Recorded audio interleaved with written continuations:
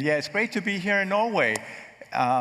Colder than California, but still very nice. I have been doing user experience, usability work for 41 years, really, since 1983. And I have two perspectives on this long time in the field, a positive and a negative. Actually, I asked the AI system they have out in the exhibition about the speeches so far, what was the biggest disagreement between the speakers? And the AI system came back and says, there's not really that much disagreement between the speakers. They mostly kind of agree. So I hope that I'll have a little bit of controversial and varying perspectives here. But about UX in the long perspective, the positive view is that we've actually come a very long way. If you think back to 1983 when I started, we were suffering under very oppressive mainframe systems. Almost nobody did this type of work. In fact, I think that this one room has more people in it than the entire world when I started in terms of doing user experience work. So that's really growth, like just one room in Oslo has more people than the entire world back when I started. We've had huge growth in number of people, but actually more importantly in quality of the user experience and the usability of the products we've been developing. So that's the positive view. Now, the negative view is, if you look at it more in a short-term view, in any 1 year. In any 1 year, doing user experience work has felt like the neighbor to this concert hall building is the Norwegian Art Museum, National Museum, and you can go and see the Scream, which is, the Scream is a very famous painting, it's one of several versions, and that's how it felt to be doing user experience. It's like how it felt in the 80s, it's even how it feels now in many ways, that the common sense or the good things we want to do, we had to struggle so much to get it through. And so therefore I feel a little bit like that famous Edvard Munch painting, the Scream. By the way, I can strongly recommend going to that museum. I was very impressed by it. I just visited yesterday. And they have done great work in the user experience or visitor experience of the museum. So it's actually a very, very well-built museum. So congratulations to whoever designed it.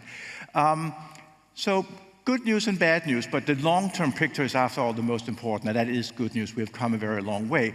That said, I don't think that usability is where it should be.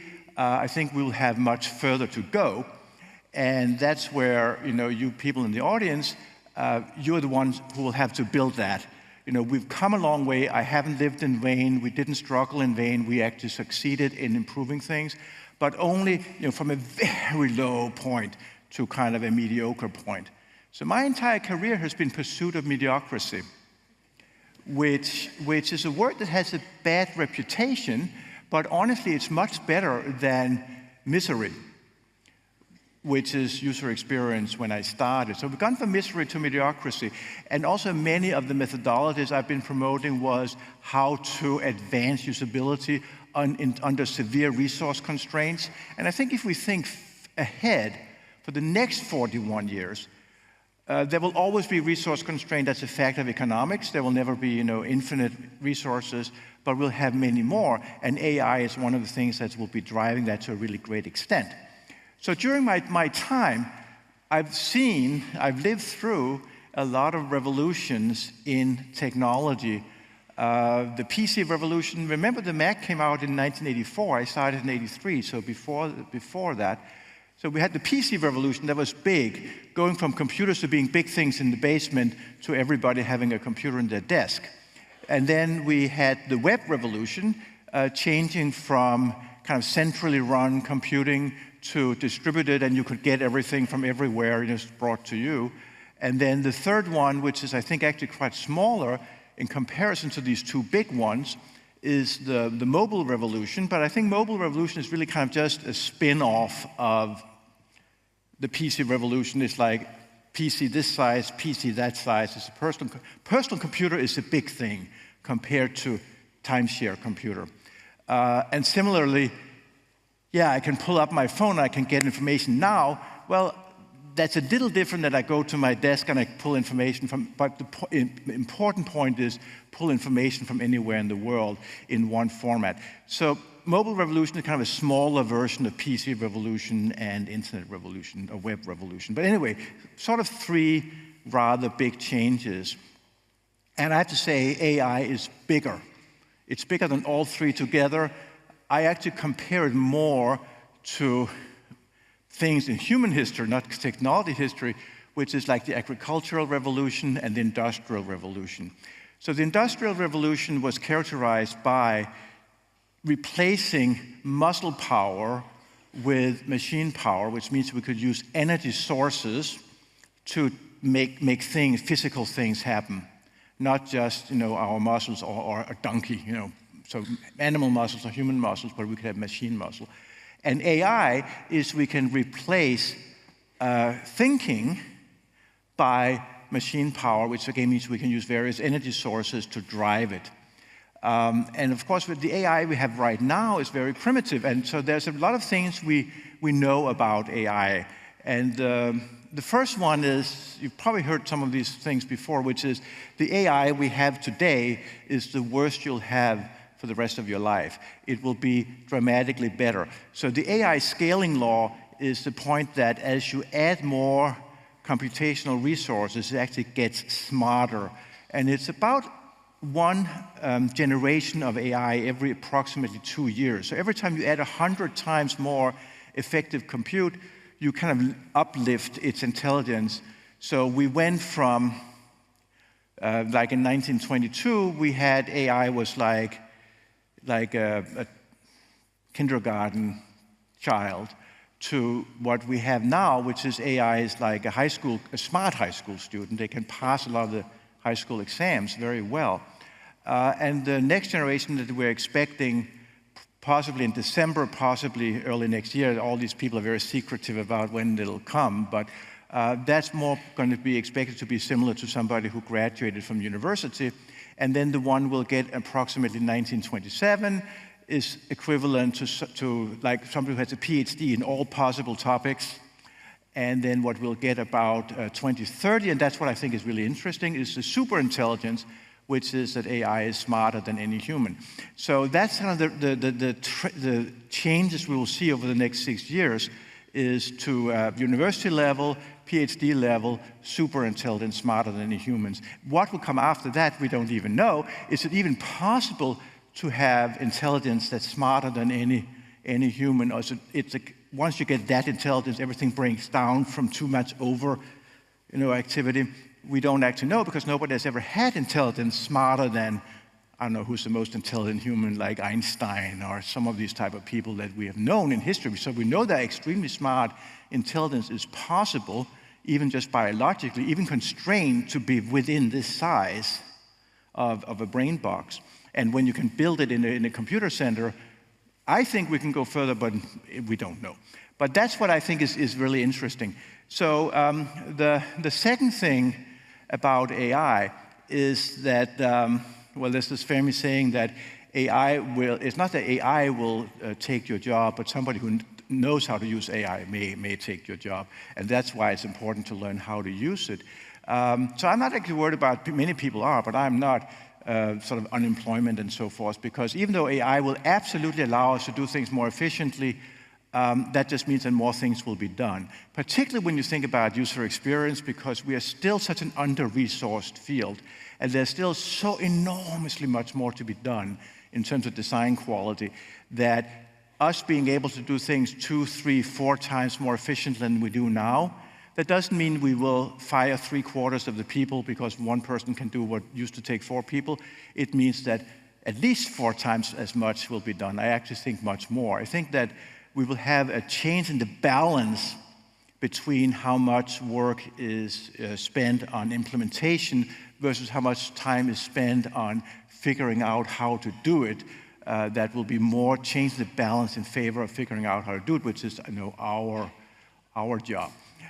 Other things we know about AI is that it does enhance productivity significantly, even just with the current rather bad AI, and think about the next ones we're getting soon. So some people say that a good model for AI is like, it's like an intern, like somebody who doesn't kind of quite know how to do the job. But that is really an obsolete way of thinking. That's the thinking about the AI that was launched last year. So the AI that we're getting now, it's other metaphors are better. Things like you can think about it as a colleague, you can assign it a project, just do it, or as a coworker that you collaborate with, which I think is a more interesting model.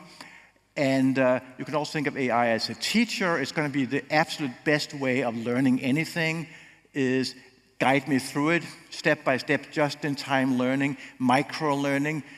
Possibly we'll not have any universities in 20 years. I actually think not, because that's such a conservative, slow-moving field, but it'll be a better way to learn through AI. And then the last one is coaching, which is a very kind of valued approach. And that is to ask it to actually kind of criticize your work. And it can, even now, when it's still very poor, it can still do it. I mean, let's take an example from user testing, like you write some questions you want to ask users. So then you can ask AI, like, how would you interpret that? If I ask you that, what do you think it means? Of course, you primarily would like to ask it for some users as well, but you can ask AI what it would think. Now, this is not what your customers will think. It doesn't substitute for actual user testing with customers, but it allows you to criticize your own research plan, because it'll bring up some alternative ways of thinking, and that's why I'm thinking about AI as a coach. So those are the metaphors I think we will be driving towards in the future in using AI. So many, many more things will be possible. So the point that AI increases productivity so much, even now, in a lot of controlled studies, that's my answer to this question about, is AI hype or is it real? You can compare it with a lot of other technologies that look very good in a demo, but they do not work for doing actual tasks, actual work products. And there's a lot of technologies I think are hype, or at least will have a very limited use. And a lot of those are in the nature of these sort of three-dimensional metaverse, like Facebook changed their name to Metaverse famously, but now they actually pivoted and say, well, AI is kind of the real future. Or Apple made this big vision thing that is probably also mostly a failed product. With some specialized applications, absolutely. But those type of things are hype because they look good in demos, but they don't actually do practical things when you want to try them. AI can actually already now do a lot of practical things, can actually already now make things more productive. So Google, for example, just this week said that 25% of all the code written at Google is written by AI. So this is, and that's of course with the current AI. So I mentioned before that we have this improvement every approximately two years for another generation. And one of the reasons I'm very optimistic that this will continue is we'll gradually change from having humans to having AI write its own code. And so we can continue that acceleration in compute power. Even into the future, because we can have thousands or millions of programmers, in quotes, engineers, in quotes. AI will do its own, a big percentage of its own work. So right now at Google, it's 25% of all Google programming done by AI.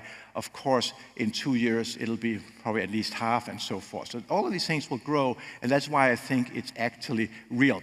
Other things we know from the research about AI is that it has higher creativity than 99% of humans in terms of like spitting out just ideas. And so to me, this means that ideation is free. Now AI can do iteration. We don't have to sit around very expensively, 10 people in a room doing brainstorming. Just ask AI, give me 10 ideas. No, give me 20 ideas. One of the tips, most basic tips for AI is always ask for many more ideas because they're free. AI makes ideation free. It creates a lot of ideas. It also has a higher empathy than humans, which is a very counterintuitive, maybe, conclusion. But the study shows that patients, actually medical patients, prefer to communicate with an AI about their condition than with human doctors. They feel more listened to than these kind of always stressed human doctors. So AI actually can have empathy, which is very maybe contrary to what you might think. Another thing is contrary to what you might think is that AI narrows skill gaps. So AI helps the most skillful people, absolutely, but it helps the less skillful people more. So let's say that you have the less good person doing a job and the great person doing a job, right? The great person, yeah, they're going to be somewhat better, but the person who's bad at the job are helped a lot. So going back to my point about the Industrial Revolution being an analogy, I say of AI is the forklift for the mind, so it can lift up things, right? And just as if you think about a warehouse, in a warehouse, a physical warehouse, in the old days, you had to be really strong to move the heavy boxes around. Nowadays, you use forklifts, and you have to still be smart and know where to put the boxes, but the actual lifting of the box is done by a machine, and so therefore you don't have to be physically very strong to work to operate a forklift truck. And similarly, with AI, it offlifts a lot of that cognitive burden. Now, how many things can you keep in short-term memory, all those type of things, and therefore it makes the less skilled people progressively more upskilled. It upskills everybody, but it helps the weaker people more, which is actually kind of nice and very counterintuitive to me, because I had thought that if you get a tool that's a thinking tool, it would help the people who are the strongest thinkers the most. But actually, no, that's not the case. So that's a very interesting empirical conclusion. And I think we have much too little research yet on how AI actually works. So that's one of the things I really hope we'll see over the next few years, that we'll get more of that research, because some of the findings are somewhat counterintuitive, like it can show more empathy than humans, it helps people who are weak thinkers more than people who are strong thinkers, and so forth. The last thing I'll say in this introduction, and then we'll go to the Q&A, is having AI make people so much more productive, I will also make teams even more productive, and will screen off a lot of management layers. And in Silicon Valley, we have a thing that's become popular recently is to talk about founder mode as a way of running a company, as opposed to manager mode. So manager mode is the traditional way where you sort of divide up the org chart, and you have somebody who says, well, you move bricks around, but the people in the top management don't actually really engage in what's being done. So they're very divorced from the activities at the bottom. And so I'll draw a little kind of model of how products are done. So I'll kind of this triangle where, so we have product market fit, right? So first of all, we have the actual engineering. So we have to build the thing, that's a product. And then we have marketing, that's the market. And then we have the fit, and that's the design or user experience people. So that's kind of that triangle. Of course, I know a company has other departments as well. There's a legal department, there's a personnel or human resources department, there's a finance department. All these things are very important, because if you don't get paid when you invoice a customer, you're going to go out of business. So everybody else is very, very important also. But the product market fit is the number one thing. And that's what this kind of founder mode is about, that the people who are in charge of a company, the president of a company, have to engage with this triangle and all parts of it. You cannot just say, well, there's some development manager or VP of engineering, that's his or her job. There's some marketing VP, that's their job. There's some UX VP, maybe in enlightened company, and that's their job. The number one person has to think about all of those things. And so, similarly to this triangle, and also I should say, by the way, that this kind of founder mode thing is why you see a lot of companies become weak when they have a transition from the founder to sort of the next generation, because quite often good vice presidents make bad presidents. Because somebody, and two very good examples of this are actually Apple, Tim Cook, and in Microsoft, Steve Ballmer. Those are the most famous examples. So both of those two were very good when they were in charge of their individual department. Tim Cook was great at making cheap phones in China and getting them distributed everywhere. Steve Ballmer was probably one of the best salespeople, computer salespeople ever, and running a sales department. But when they got to be not just in charge of a department, but in charge of everything, Apple has not done any good work since Steve Jobs sadly left us. And Microsoft was the strongest computer company in the world. And with Steve Ballmer, it's just like they lost it. They lost the cloud, just as Apple lost AI. And then Ballmer was kicked. He left, however that happened. He's not there anymore. So they now have a good one. And that's, by the way, also proof that you don't have to be a founder to do like the founder mode. It's just called that. But definitely most good vice presidents make bad presidents because they don't have that product market fit vision. But the same thing applies up in this part of the triangle here. So in the UX triangle, we also have, again, we have the design, making the screens, we have the product management, and we have the user research. And so again, the product, what are we designing, how we're going to fit it with the market, and then fitting it, that's the user research part. And again, I think we need to have that same thinking as for the big triangle, for the company-wide triangle. We need to have in the smaller triangle, which is our triangle, the user experience triangle. We need to think about product market fit and vision, technology vision within the user experience. And so my recommendation for people who are leaders in user experience is, or have ambitions of becoming, if they are early in their career, is stop thinking of advancement as being you climb a career ladder and you get a higher and higher title and you get more and more kind of underlings.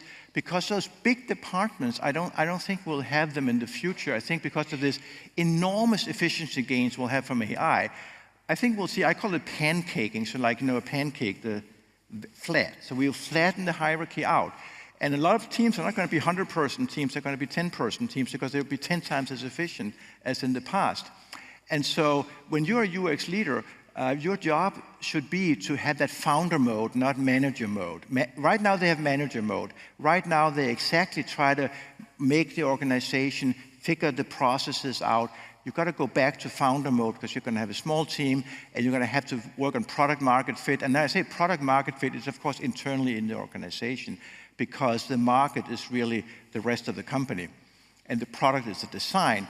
So we have to make product market fit within the organization. We have to be a small, efficient, flattening out hierarchy, and the leaders have to have that founder mode thinking.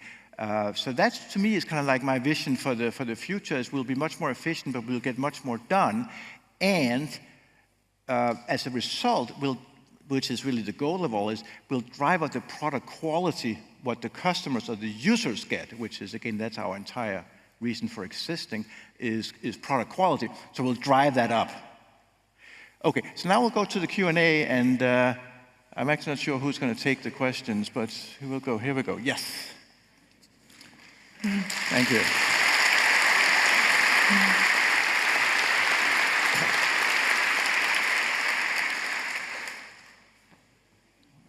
I have to bring a book, Jakob, so you can sign it afterwards. Oh, exactly. That's.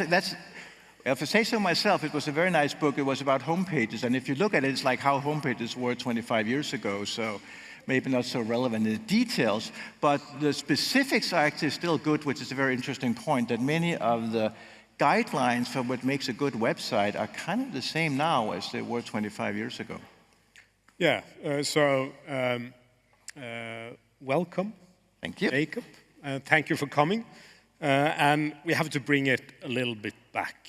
Now you write and talk a lot about AI and UX, but you and Don Norman were our inspiration when we started NetLife 25 years ago or so. So this is kind of big for me to have you here on our stage in the chair. And I always felt then that Don's work was very good, but it was a little bit hard to apply in practice. Yes. But you were always very concrete with your guidelines, etc., like in the book Homepage Usability. And I went through it the other day, and as you say, it's still valid. You talk about stupid hero images and websites with too much news on the front page. It's everything you need in this book, still.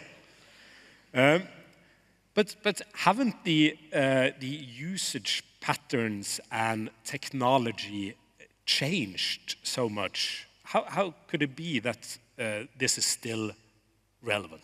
Yeah, I mean, it's certainly true that the tasks you do, or people do, evolve, and there are new things we can do that we couldn't do back then. I mean, even things like social media and so forth. But a lot of the basics about web usability come from, I mean, there are really kind of two main gaps that we have to try to bridge. And the first one is the gap between the human and the computer. And that's what's actually described in my 10 usability heuristics that are even older. They're 30 years old. So the difference between people and computers is big. And there's a lot of design issues in building that gap. And then the second gap, which was brought into being by the web revolution, is the gap between the information overload and the actual human needs. Because in the really good or bad old days where you didn't have the internet, you just were sitting with your own PC and you had whatever information was on a floppy disk. And then remember, we got what we called like the big floppy disk was 1.4 megabytes, you know, so that was very little information. So it was still a little bit of a problem to find the file you wanted among like 50 files or whatever, but honestly, the problem today is you have billions probably of web pages, and finding the one you want is hard. And that needs people, users, to have an extreme degree of ruthlessness. And that's why you cannot give like big hero image, takes forever to download, all those type of things. You have to get to the point, you have to say what you're doing, not this kind of blah, blah text. So like writing, actually writing is one of the most crucial elements in web design, which is often overlooked, but the words are super important. And that's because of the disconnect between the amount of available information and the amount I need. So you have to be ruthless in screening out stuff. People will leave your website in half a minute on average if it's not good for them. And that has been the same, because even if you go back 25 years, there was less than 1% of the websites there are today, right? But it doesn't almost even matter whether there's 1 billion web pages or 10 billion web pages or 100. I mean, in any case, it's overwhelmingly too much. So sounds like recognition rather than recall. It's still valid. It's exactly valid. That, of course, is also how the human brain works. I mean, so that's another thing. I mean, people don't change. I mean, to a great extent, they're literally the same individuals. I mean, if you talk about who's going to be the users in 20 years, most of them are going to be the people you can find out in the street today. There'll be some new ones born, but most of them will be the same people. And even the new ones born are not going to be smarter than we are. So I have to ask a really stupid question, Jakob, because in the old days, where we were heroes, the ad agencies in Oslo, they burned your book because so they have had this fire with your books because they hated it so much, and we loved it because it was we used your thoughts and in our consulting, and we fought, for example, for the blue underlined links. Yes. For about 10 years, we fought for the blue underlined links because we had learned that from you. Yes. But every more graphic-oriented designer hated that. Is it still valid, Jakob? That may be one of the things that actually changed, but again, the fundamental things do not change. So the fundamental things is people have to know where they can click. That's the fundamental point. Now, how is it communicated where you can click? That's what you talked about. My colleague Don Norman, he would call the perceived affordance, that you know what you can do. So that's an eternal need. Now, the specific way of you communicated it, in the early days of the web, it was blue underlined link. That was what's 100% said to people, I can click here. And people want to know where they can click. People go on the website to click. They don't want to sit there and spend a lot of time on each page. The web is click and go and move on. And so that was why it was very important back then. But this is where people do adapt to various changes. And so after enough years have gone by, people have gotten used to other ways of indicating what's clickable. And so therefore now, I don't think that the link has to be blue and underlined, right? But I think there was at least 10 years, maybe even more, where that was definitely a good guideline. So I think the point here is that you shouldn't be the first one to break user expectations, because if you do that, you're not going to get any business on the internet. Now, 10 years later, things have moved on, and then maybe you do change your design. And again, should it only be pretty, or should it only be the max usability? I mean, probably in reality it should be somewhere in the middle, but I, of course, will defend the usability side because there were so many people who were just aggressively attacking the extreme aesthetics. And extreme aesthetics is mainly really something that satisfies yourself, because users are not on the web to admire your website. They're on the web to get something done. Yep. So Don has the elevators, which he rants about. Yes. So what are the UX mistakes in products or in digital user interfaces that you like to rant about? Oh, I mean, it's honestly almost everything. I mean, even things like small text, like tiny text. Also, I should say that the older one gets, the more this becomes an issue. But honestly, tiny text continues to be a problem. Low contrast text continues to be a problem. It's amazing, and I mean, you can see this documented in 25-year-old studies that even young people actually who can read small text, they don't like to do it. So that's one thing I still like to really rant about. And then the entire point about poor explanations or use of internal vocabulary, that's another point that I think... Captcha. Yeah. Oh, and the captchas, that is useless, because in AI, it used to be that you could like differentiate whether you had a computer or you had a human. But these days, the computers are smarter than the humans in many cases, so they can solve these puzzles quite easily. So it's just getting in people's way. Or the entire, like the GDPR, cookie consent pop-up, that I think does nothing to improve privacy, which is the real concern, right? I mean, the cookies are sort of like just a implementation. So anyway, there's a lot of things that they keep being wrong, which is what actually irks me. But it's not completely true to say they keep being wrong, because again, if we take the really large picture view, I do think that web usability is better now than it was when I wrote that book. So I think that there are improvements. It's just that they happen so much more slowly then, because I know it can be better, right? And so why is it better now? So you mentioned science, and I feel like a human-computer interaction, usability and UX, were more of a science 20 years ago. We read you and your and Rolf Mollick's work on heuristic evaluation. You had your studies on how many users you should have in a usability test. And there were, you could go online and find research on typography, on navigation. Now I hardly see this anymore. Am I just overseeing it, or is that the case? I think you're right. I mean, this is very depressing, actually, that I think that the universities and academia has really failed the practitioners or the users, which is the real point. I mean, billions of people around the world are not being empowered by technology and being oppressed. And part of the blame lies on university professors and graduate PhD students and graduate students who do their projects on very esoteric, irrelevant things that don't matter to anybody except 3 other professors. And that was always back when I was doing research. My goal was always to make a difference in the world, not to write a paper that 3 other people would say, oh, that's a great, brilliant paper.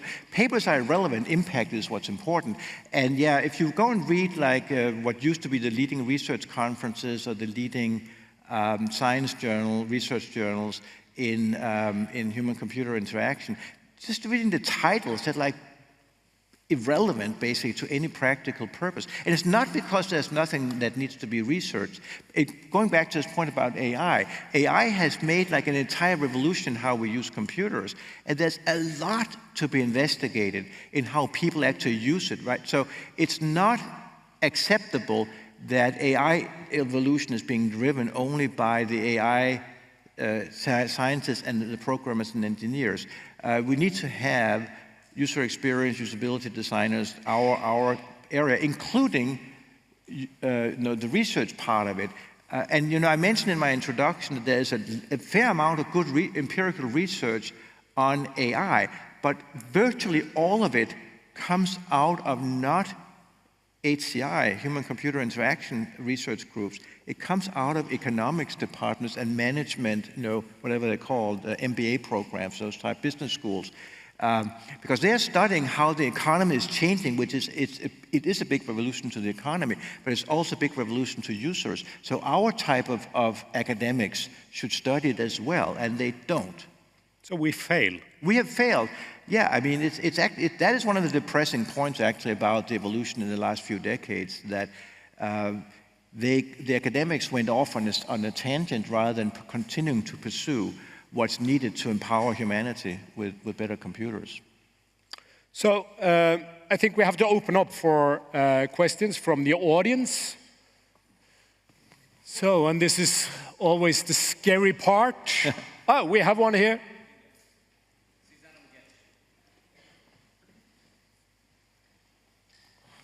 Should I stand up? Should I stand up? Yeah, please. Hey, Jakob. From one day to another day. I'm assuming this is the case for a lot of people. We have leaders who encourage us to publish things or release things before we would like to, as professionals. And there are two different concepts that I'm familiar with. One thing is prototyping, and shortly explained, we use prototyping to answer questions we have, we put it out there, and then get feedback from users to see if we achieve our goal or not. But then I also have the broken window theory that tells me that if something's broken, it'll create more havoc, more broken things and bad experiences.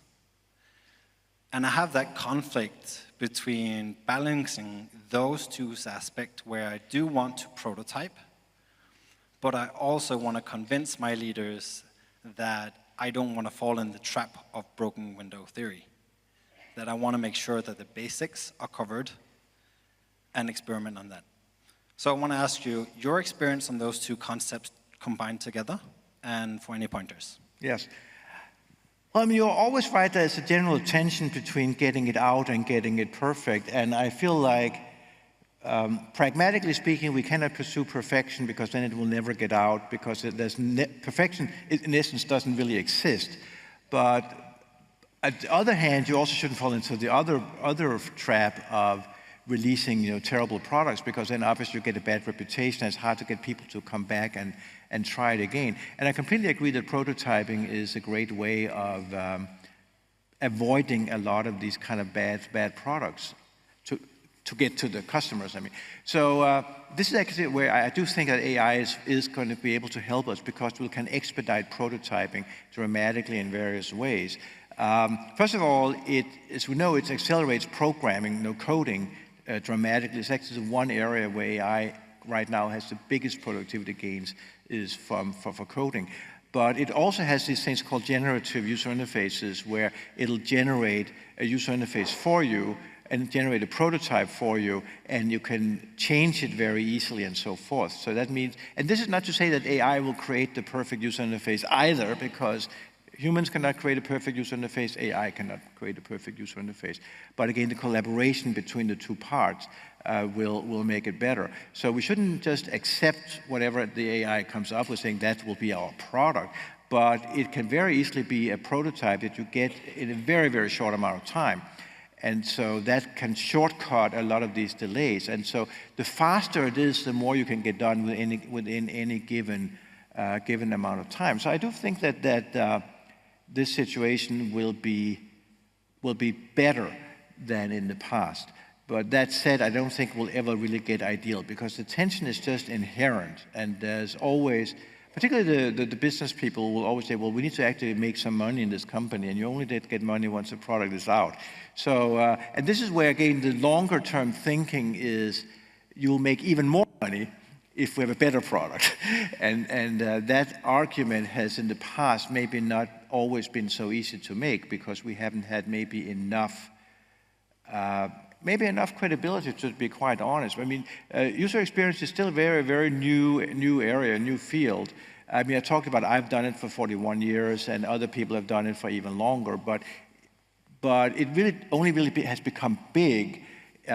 Even, let's say when you were founded 25 years ago, something like that. That's not even really it wasn't even big back then. It wasn't big. No. So it's only really the last few years it's become sort of mid-sized even, not even truly big, but mid-sized, let's put it that way.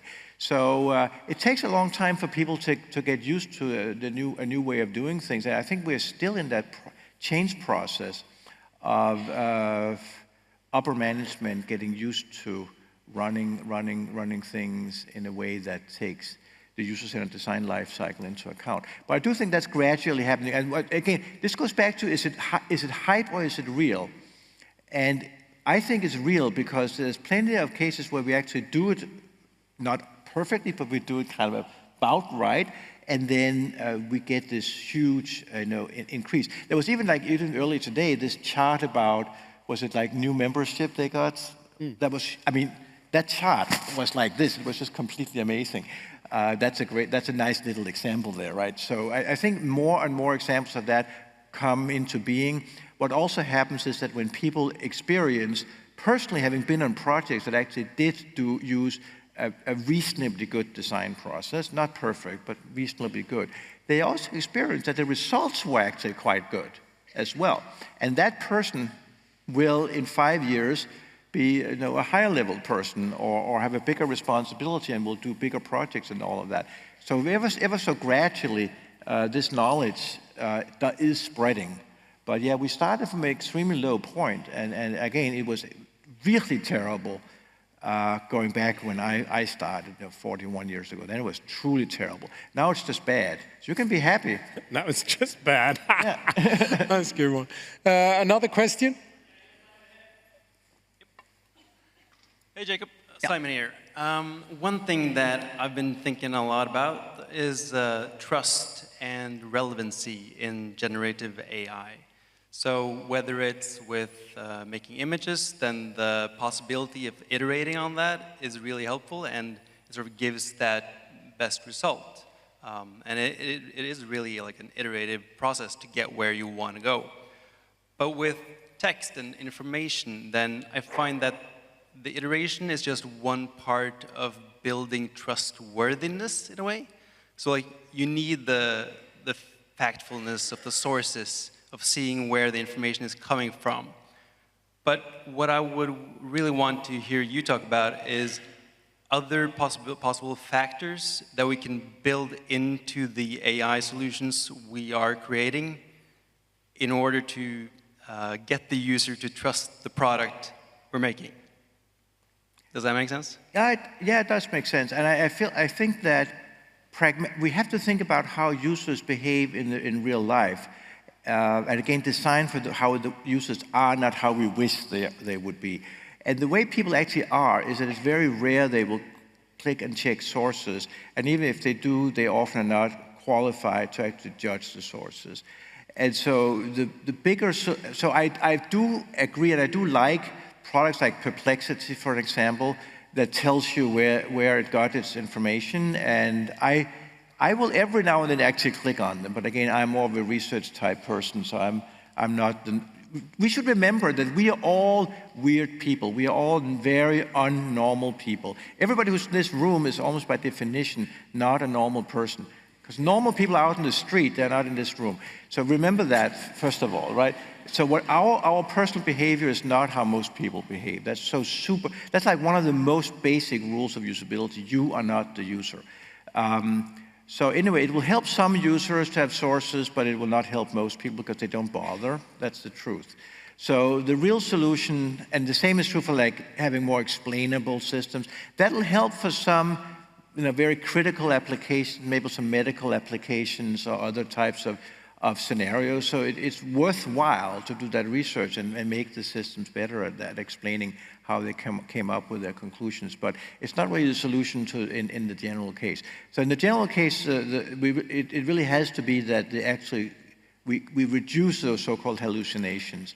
And that doesn't mean they have to be zero, because, I mean, honestly, you talk to a person, and is the human always going to give you 100% correct information? No, they're not. 72% of all information is made up on the spot. So humans are not accurate either. And that's what I love with ChatGPT or Claude, etc. You get one answer. I ask for a recipe for an apple cake. You get a recipe for apple cake, not 1,500 apple cakes. Right. Perfect. But it's not always. But what my point is, I think that we do need to improve the system's accuracy, and that is one thing I'm pretty hopeful that will happen again with future generations of AI. I mean, we already even now have with. I think OpenAI calls it O1, the model is more based on reasoning, that it does more of checking of itself. There's also in mathematics, actually, there's a very interesting, this is a very esoteric, little, very specialized application, but I happen to know how they, so in mathematics, you can have a mathematical AI come up with a proof, and this proof may be correct or it may be wrong, but you can then have another AI check the proof. And it turns out that accuracy is much higher. If you have a proof, mathematical proof, checking whether it's correct or wrong, that can actually be done to a very good degree of accuracy. And so when you combine one AI to check on another AI, the result of those two together is dramatically better.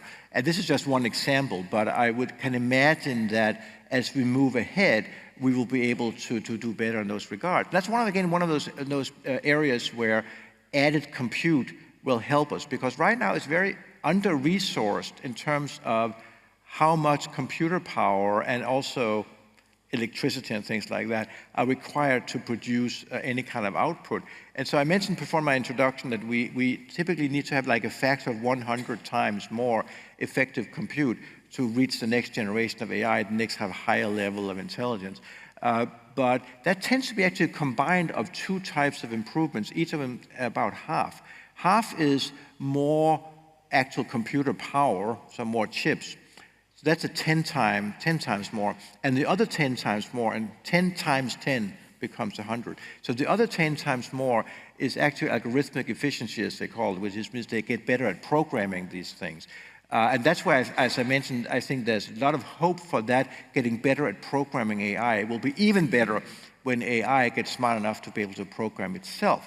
Because if you think about it, the human brain, which is one example of intelligence that we know works, not perfectly right, but it sort of works. Human brain, it runs in a chocolate bar. Google wants to build 7 nuclear power plants to run their AI. I mean, I don't think they can run Google on a chocolate bar, but honestly, I mean, the human brain does. So we don't need, so the human brain has the advantage of like billions of years of evolution from the smallest little brain, back in the very early days. So the human brains are very, very efficient, right? But current AI brains are very inefficient. And there's no reason to believe that we couldn't kind of vastly enhance their efficiency over many years, I say many years, I mean like 10, 20 years really, not very short compared to evolution. When that's a focus is that we need to drive up their efficiency because we just can't build that many huge training clusters. So I think it's going to be much more efficient, and one of the things that efficiency will be used on is to have one AI check the other AI. Do we have other questions? Yeah. So, Jakob, coming from the world of big enterprises, we like what we call in Danish lavkage rather than pancakes. Yes. So, in order to accelerate this journey, going back to your triangle up there, what are your advices from a customer perspective to really accelerate the pancaking of these big organizations needed to drive this change? Yeah. No, I mean, you're right, and it's a tough problem, and that's why. I think in many ways, many legacy companies will probably die and be replaced by smarter, more agile new companies that run AI first. But that said, they don't have to die, right? They can also adapt. And it's the famous model of the supertanker that takes a long time to change and all of that. So I think in many ways, so there's sort of like almost a duality to that, which is on the one hand, you have to accept that it does take more time to change. But on the other hand, I think there's also a little bit of awareness in the upper management that the world is changing under them to an extent that have never seen in their lives before. And so you can actually use that fear and it can become positive and it can become a change agent. And I'll actually give you an example from earlier in my career, which is back when the graphical user interface was introduced. So that really shows you how long time ago it was. But a lot of enterprises were running, IBM mainframes, and they're running text-based, full-screen text, but like these old green screen type of interfaces. And we were able to get them to change that faster than they otherwise would, which is still not fast. But all we could do is make it faster, right? We cannot make it as ideal, but faster by really emphasizing this fear of the graphical user interface, right? Everybody knew that people would bring in a Mac from home to get their work done, and the IT department was about to become irrelevant.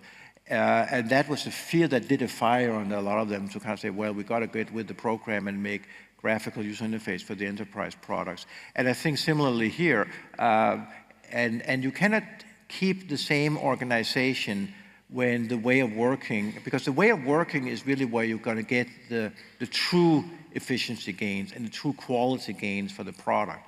If you keep everything the same, but you just like inject, dose of AI, that'll give you a small benefit here and there, but that's not going to be the big thing. The big thing is we can now do things in new and different ways. Therefore, we should do things in new and different ways.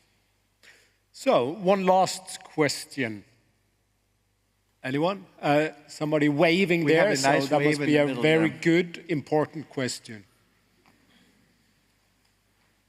We just need a microphone. We need to wave again. Yeah, here we go. Yeah, Stripes, there. Stripes. Come on, Matt, you're fast. Here we go. Run. Run. Spin around. Do a spin. Somersault. No spinning. Keep people happy. Keep them engaged. Flick their hair. Where are you? There you are. Give her a round. Hello? Yes. Hi. I was wondering, how do you imagine the future design process with AI? So now we're back to the practical. The different design phases, how would they integrate with AI for us designers? Like phases of design? Yeah, phases of design. I think honestly they may be about the same, but just move faster. Because like one thing we sort of talk about is the AI prompting diamond, which is that you diverge and you contract. But that's very much the same as the old, design double diamond. It's just like in AI use. But there's a reason we have these type of models, because we want to have both like explore a big space and then get narrow. And AI is really good at that divergence part, because it comes up with so many ideas. Right now, many of these ideas are crazy. So what? You just reject them and you move on. But they're free, right? So it doesn't cost you very much to reject them. So I think that honestly, there's a reason why a lot of these stages are about the same, like do discovery and so forth. But I do feel that we can have more reuse of existing information. I actually even saw one of the exhibits downstairs here already doing things like that you can sort of ask the AI, look at all our previous user research, what do we know about some problem? And that's something that in the old days, once a report got onto the shelf, it kind of typically was forgotten about, because what research did we do last year, that was often forgotten, and now the AI can retrieve that. So that's an example of something where we maybe can, again, add some more efficiency by being able to actually keep the knowledge live that we've already accumulated. But I think that the basic points about discovering, about trying a lot of divergent solutions and then kind of gradually deciding what you want to do.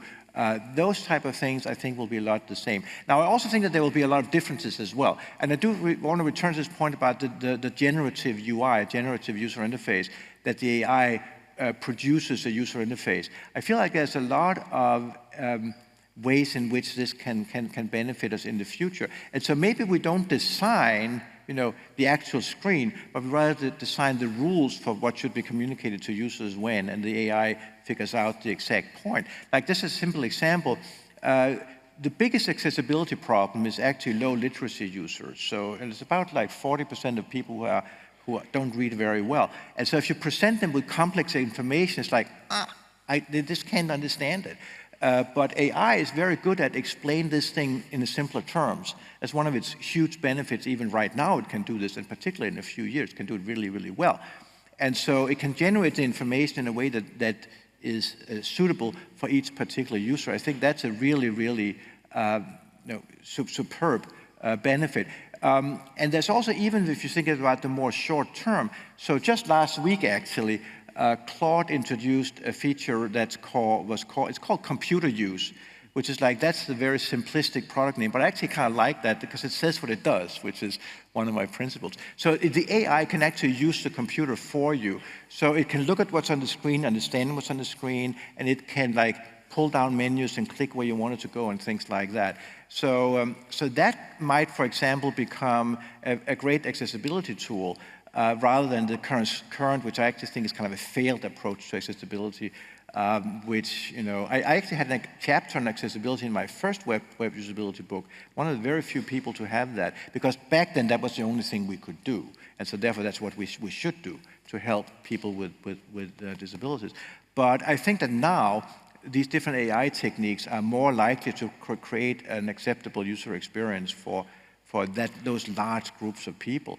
So I think that there are various changes like that that definitely will happen. I actually think that also the Claude computer use, not right now, but let's say in 1 or 2 years, will also probably allow us to do more user testing where the AI is actually facilitating the study. Because that's right now is problematic because most AIs, you can feed them like a transcript of a user testing session, but it doesn't quite understand what's going on. But that is just about to happen. I mean, Claude can kind of do it now. Probably not good enough that I would actually use it in a usability study, but again, think about 2 years, next generation, I think it can do it. Now, what I do not want to do, just to finish up with like an important point, do not think that AI can substitute for the actual user in user testing, because you've got to test with your customers, because AI cannot simulate how your customers, people always have unexpected behaviors, which is why we do studies. But the AI can quite likely facilitate a lot of the sessions, and that will allow us to do more sessions, because again, why is it that there's too little user research done? One of the big reasons is the cost benefit, right? The cost is too high.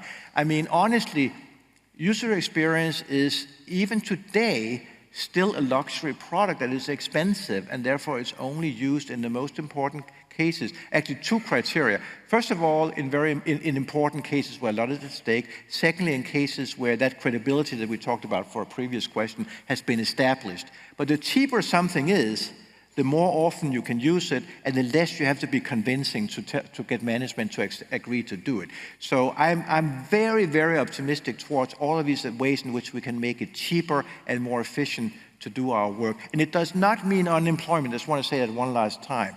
It does not mean that half you guys can just leave the room because you're fired. No, it means that more than twice as much UX work will be done. Fantastic. A big applause for Jakob Nielsen.